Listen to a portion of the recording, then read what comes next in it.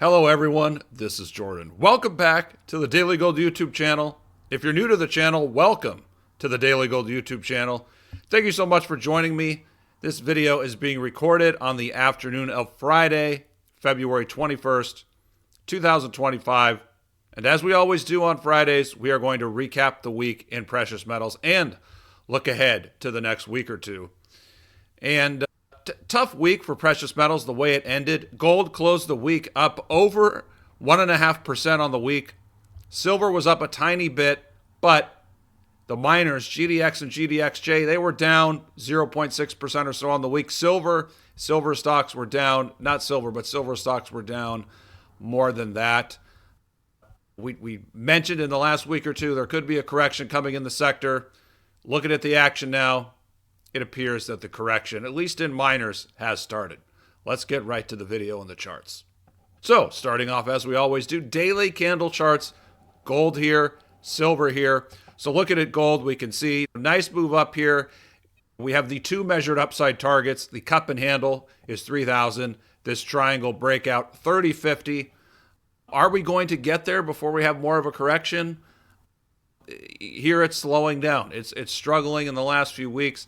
It's still, if you measure from right here, you can still say, oh, it's still in a bit of an uptrend in a very short-term sense, but it's clearly struggling just below 3,000 in the upper 2,900s. There has been selling in that area, and so these daily charts do not look that great to this point.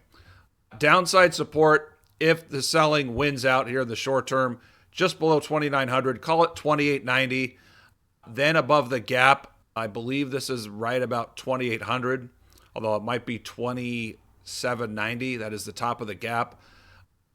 Sustained correction in the sector. This is the downside I'd look for in 2,750 up to 2,780 or so.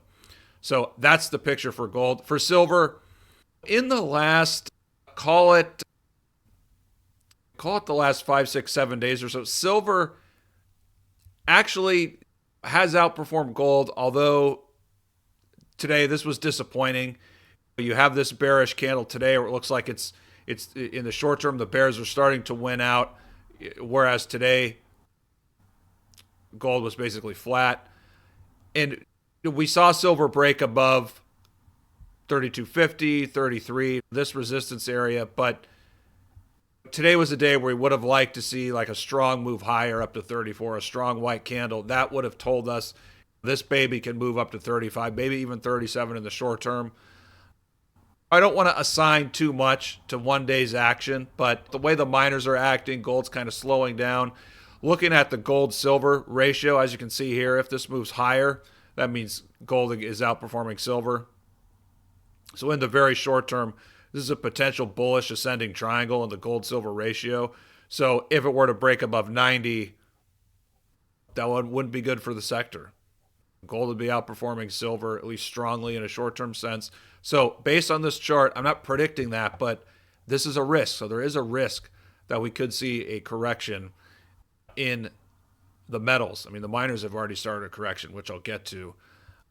You have the 200-day here, just below 31. I mean, you have good support here. You have the nice mini double bottom here at 29, but it's just uninspiring. So we'll see. Maybe this has one move higher to 34 or 35 in it, but it's not looking that great at this moment, especially after today. So I'm worried in the next few days we could see a nasty candle to the downside. But not all is lost because, again, this has been in an uptrend, and you do have support here at the 200-day. You do have initial support here around 31.50. So that's where we are. I mean, a fledgling uptrend, you can say. It just hasn't caught fire yet. Now, moving on to the weekly charts. I mean, surprisingly for the week, look, a very bullish candle from gold for the week. But as I've noted, it's getting overbought. I mean, look at all these up candles here, these perfectly white candles. I mean, it's beautiful, but this is coming after you go back to the end of 2022, here in October 23, this bottom. I mean, gold has made some big moves. And as we showed on the daily chart, the sector looks a little weak right now. So we'll see. Here is the first support. We're looking at the weekly chart. Call it 2730, 2740 in that area. So also looking at silver, the weekly chart doesn't look that bad, except for all these dojis, you could call them. I mean, so silver, the last 2 weeks you have a white candle, but look, silver has failed to close these weeks at the high of the week. I mean, look, this close was 33, but it nearly traded at 34 this week. The week before, traded at 34, although very, very briefly, closed that week in the upper 32s. Same thing 3 weeks ago. So strength in silver is being sold. And looking at the weekly chart, I mean, you could look and say, this is resistance here at 34, and that we've touched it a couple times already. So that's where we are. So moving on, one more thing we got to talk about. This is a potentially really important development, and this is what we want to see. If we see a bit of a correction in precious metals and also the stock market, this is exactly what we want to see right here. Gold finally breaking out against the S&P 500. Okay, this is the real breakout line here, just above 0.50, but this is good. This is a new 22-month high here, 0.491, so that's a clear breakout. Again, almost almost a 2-year high, 22-month high. Would love to see this continue, and you get a real breakout above this red line. That is a major buy signal for the sector. I mean, gosh, if you've been watching my videos, I've been talking about this ad nauseum for years and years and years. So this is something to really watch over the coming days and weeks. If this baby can finally break above this resistance, and boy, I mean, that would be, is that a 4-year high? That would be a 4-year high. So again, if the sector corrects, it's really, really bullish if this breaks above this resistance here. So that is a potentially bullish development. Let's move on and talk about the stocks. And so here are the weekly candle charts for GDX, GDXJ, SILJ. I mean, the silver juniors, that they've been weak. They've been really lagging. So not a lot more to say there. I mean, resistance at 12. Almost touched it 3 weeks ago. Last week you had the bearish candle. Now it's fallen through the equivalent to the 200-day moving average. So just not great action. It's just lagging. You don't want to own the laggards. But looking at GDX and GDXJ. So here's the GDX weekly. Again, last week we mentioned potentially a bearish candle. This week, another similar candle, but they're right back to back, right at resistance. But we noted a week ago or so the breadth. The breadth was really short-term overbought, so that's obviously coming down. Looking at GDXJ, I mean, same thing. Just another bearish candle after 4 or 5 weeks of gains, right at resistance. So it looks to me, and I'll show you the daily charts. Before I get to that, for those of you who are premium subscribers, I appreciate your business. Thank you so much for being a premium subscriber. If you own stocks and you own juniors, you own minors, and you're not a subscriber, I think you would really benefit from our service. Go to thedailygold.com/premium. Scroll to the bottom. You can sign up there. It's very affordable. I mean, we cover so much. We cover the companies. Comprehensive update every week. And so that's what you need to know. And would love to have you come aboard. Thank you for that. And finally, let's wrap it up here with the daily bar charts of the stocks, GDX here, GDXJ, SILJ.